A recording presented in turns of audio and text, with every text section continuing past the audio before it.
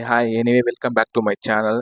இந்த வீடியோ இருக்குன்னு பார்த்தீங்கன்னா எல்லாருக்குமே நிறைய ஆசைகள் இருக்கும். அந்த ஆசையை என்ன பண்ணலான்னு தெரியாமல் ரொம்ப ஒரு ஸ்ட்ரகிள்ஸை ஃபேஸ் பண்ணிக்கிட்டு இருப்பாங்க. நம்ம ஸ்ட்ரகிள்ஸை ஃபேஸ் பண்ணுறதுலாம் தப்பு இல்லை. ஸோ நமக்கு அதுக்கு ஒரு எக்ஸாக்டான ஒரு பிளான் வேணும். அந்த பிளானை எப்படி போடலாங்கிறத நான் சொல்ல போகிறேன். அதே போல் பார்த்தீங்கன்னா 2025 வரப்போகுது. அந்த 25ல் நம்ம என்ன பண்ணணும், நம்ம லைஃப்பில் எதெல்லாம் இம்ப்ரூவ் பண்ணணும், நம்ம என்னெல்லாம் பண்ணலாம். ஸோ எனக்கு தெரிஞ்சதை நான் சொல்கிறேன். உங்களோட லைஃப்பில் நீங்கள் அதை அப்ளை பண்ண பாருங்கள். எதுவுமே தெரியாமல் இருக்கிறது தப்பு இல்லை. எல்லாம் தெரிஞ்சுக்கிட்டு அதை நம்ம லைஃப்பில் அப்ளை பண்ணாமல் இருக்கிறது தான் ரொம்ப தப்பு. அதே போல் பார்த்தீங்கன்னா நம்ம நம்ம லைஃப்பில் எப்பவுமே இம்ப்ரூவ் பண்ணிக்கிட்டே இருக்கணும். ஏதாச்சும் ஒரு புது புது விஷயத்தை லேர்ன் பண்ணிக்கிட்டே இருக்கணும்.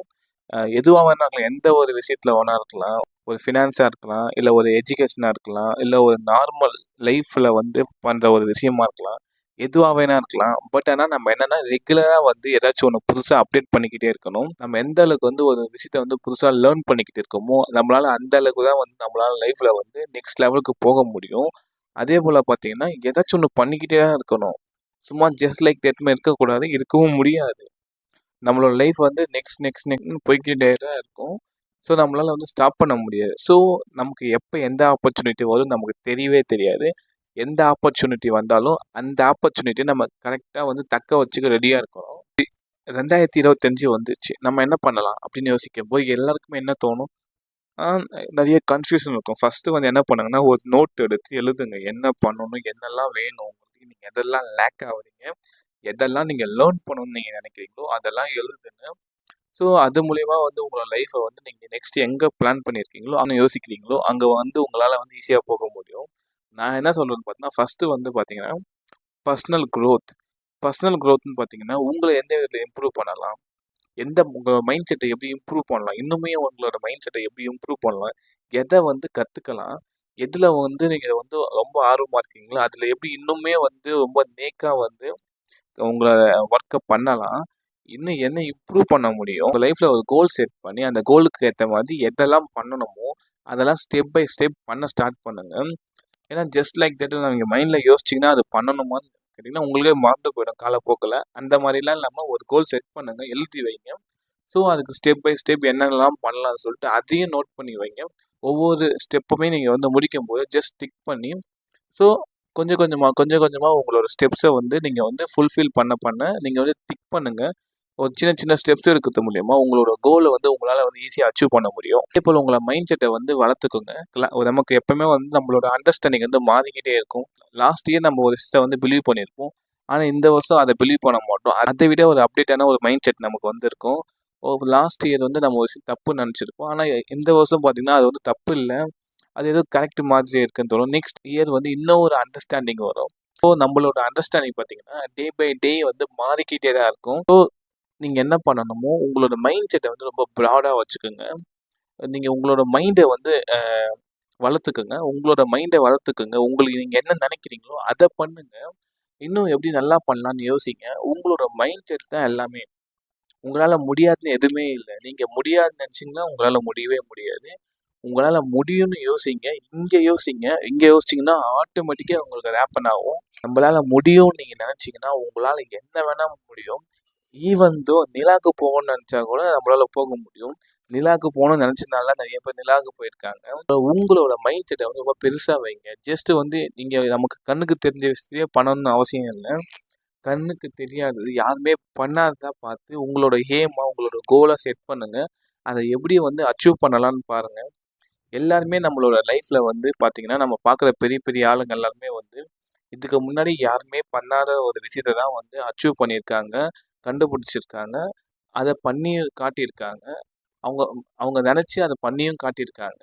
ஸோ நம்ம அவங்கள ஃபாலோ பண்ணாமல் அவங்க எப்படி பண்ணாங்களோ நீங்கள் அந்த மாதிரி யோசித்து அவங்களால முடியும்னா நம்மளாலையுமே முடியும்னு சொல்லுது. உங்களுக்கு என்ன தேவையோ நீங்கள் எங்கே போகணுமோ அங்கே அந்த ஒரு கோலை மட்டும் ஃபிக்ஸ் பண்ணிவிட்டு அதுக்காக ப்ராக்டிஸ் பண்ணுங்கள். இப்படி தான் போகணும், இதுதான் வழி, அப்படிதான் வழின்னு எதுவுமே இல்லை. நீங்கள் ஃபிக்ஸ் பண்ணிட்டா போதும். இந்த யூனிவர்ஸ் உங்களை எப்படியாச்சும் அந்த ஒரு வழிக்கு கொண்டு போயிடும். சில பேர் யூனிவர்ஸ்ன்னு சொல்லலாம், சில பேர் காடுன்னு சொல்லலாம். உங்களுக்கு பிடிச்ச மாரி தான். நம்பிக்கை தான் எல்லாமே. நெக்ஸ்ட்டு உங்களை பர்சனலாக செல்ஃப் கேர் பண்ணிக்கோங்க. நீங்கள் என்ன பண்ணுறீங்க, நீங்கள் என்ன ட்ரெஸ் போடுறீங்க, நீங்கள் என்ன உங்களோட நீங்கள் என்ன ட்ரெஸ் போடுறீங்களோ அந்த ட்ரெஸ்ஸை வந்து எப்பவுமே வந்து நல்லா ஃப்ரெஷ்ஷாக போட கற்றுக்குங்க. ஒரு ஃபர்ஸ்ட் இம்ப்ரெஷனாக எல்லாமே வந்து நம்ம ஒருத்தவங்கிட்ட போகிறோம்னா நம்ம வந்து க்ளீனாக இருக்கணும். நம்ம ட்ரெஸ் வந்து ரொம்ப க்ளீனாக இருக்கணும், நல்லா புதுசாக இருக்கணும். ஜஸ்ட்டு ஃபேட் ஆகிடுச்சு எனக்கு வந்து யாரும் இம்ப்ரெஸ் பண்ணணும் அவசியம் இல்லை, நான் வந்து எனக்கு பிடிச்சிருந்தா போதும் அப்படின்னு யோசிக்காமல் எங்கே போனாலும் உங்களோட ட்ரெஸ்ஸை வந்து நல்லா புதுசாக இருக்கணும். அதே டைமில் வந்து நல்லா வந்து ஒரு குட் ஸ்மெல் வர மாதிரி பார்த்துக்கோங்க. ஏன்னா எப்பவுமே வந்து பார்த்தீங்கன்னா, நான் எவ்வளோ பேர் வந்து கிராஸ் பண்ணியிருக்கேன். ஒரு சில பேர்லாம் நான் கிராஸ் பண்ணி போகும்போதே ஒரு பேட் ஸ்மெல் வரும். எப்படிடா இப்படி இருக்காங்கன்னு தோணும். அவங்களுக்கு அது தோணலையான்னு தோணும். அந்த மாதிரிலாம் இல்லாமல் உங்களை நீங்கள் க்ளீனாக பார்த்துக்கோங்க. உங்களோட ஃபேஸாக இருக்கட்டும், உங்களோட ஹேர் கட்டாக இருக்கட்டும், தாடியாக இருக்கட்டும், அப்படிலாம் வைக்காதீங்க. ஜஸ்ட்டு வந்து ரிம் பண்ணி உங்களுக்கே உங்களை பிடிக்கணும். உங்களோட செல்ஃபை நீங்கள் லவ் பண்ணுங்க. என்னெல்லாம் ஸ்கின் கேர் பண்ண முடியுமோ மாய்ஸ்சரைசர் யூஸ் பண்ணுங்க, சன்ஸ்க்ரீன் யூஸ் பண்ணுங்க, லிப் பாம் யூஸ் பண்ணுங்க.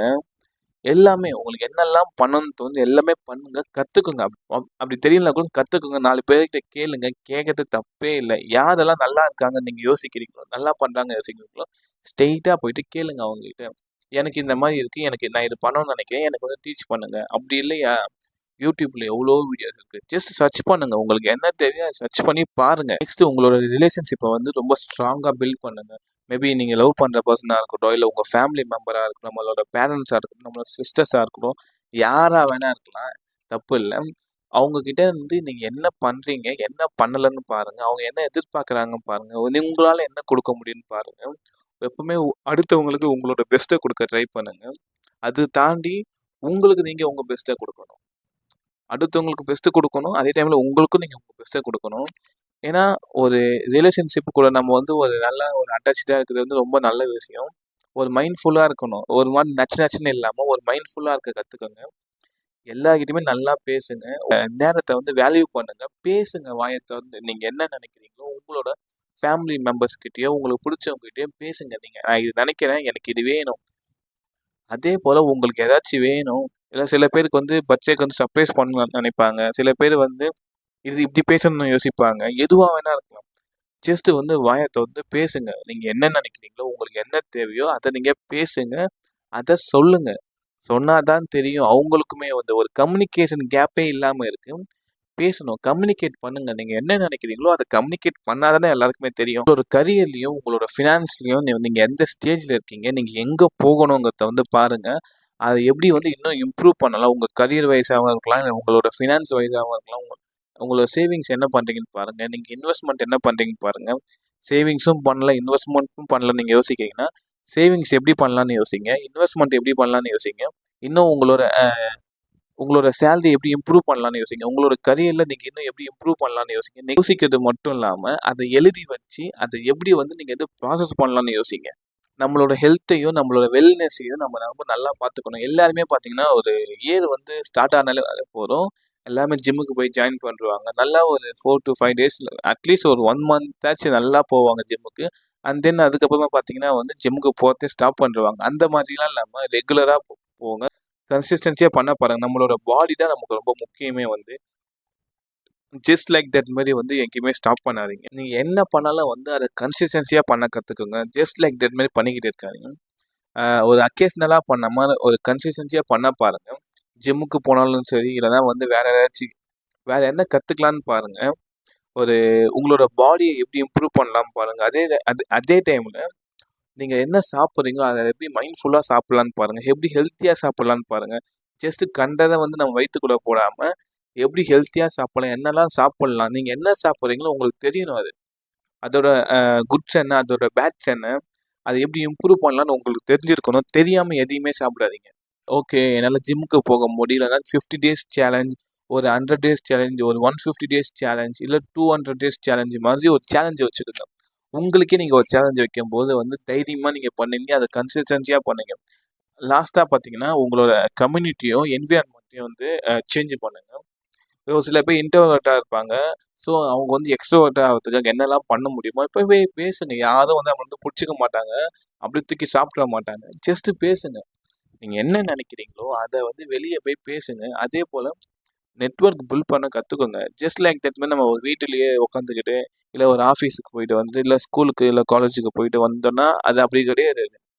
நம்ம 4 பேர்கிட்ட பேசணும். லைஃப் வந்து வெளியே போனால் ரொம்ப டஃப்பாக இருக்கும். வீட்லயே இருந்தால் போதுமா? அப்படியெல்லாம் இல்லை. போகணும், போய் கற்றுக்கணும், 4 விஷயத்த பார்க்கணும். நம்மளோட செல்ஃபை வந்து எப்பவுமே கம்ஃபர்டபுளாக வச்சுக்கணும்னு நினைக்காதீங்க. ரொம்ப வந்து நீங்கள் எப்படி உங்களோட செல்ஃபை வந்து அன்கம்ஃபர்டபுள் சுச்சுவேஷனில் போடுறீங்களோ, அது வந்து உங்களுக்கு வந்து நிறைய விஷயம் டீச் பண்ணும். புது புது விஷயத்த பார்ப்பீங்க, கற்றுப்பீங்க. அதுலேருந்து நீங்கள் நிறைய விஷயம் கற்றுக்கலாம். ஸோ எப்படிலாம் உங்களோட செல்ஃபை வந்து ஒரு அன்கம்ஃபர்டபுள் சுச்சுவேஷனில் போடலான்னு பாருங்கள். அதுலேருந்து நீங்கள் வந்து கம்ஃபர்டபுளாக ஆகிப்பீங்க. ஸோ அதெல்லாம் நீங்கள் பாருங்கள். நான் வந்து பிலீவ் பண்ணுறது பார்த்தீங்கன்னா வந்து நம்மளால வந்து யாரையுமே சேஞ்ச் பண்ண முடியாது. நம்மள மட்டும்தான் சேஞ்ச் பண்ண முடியும்.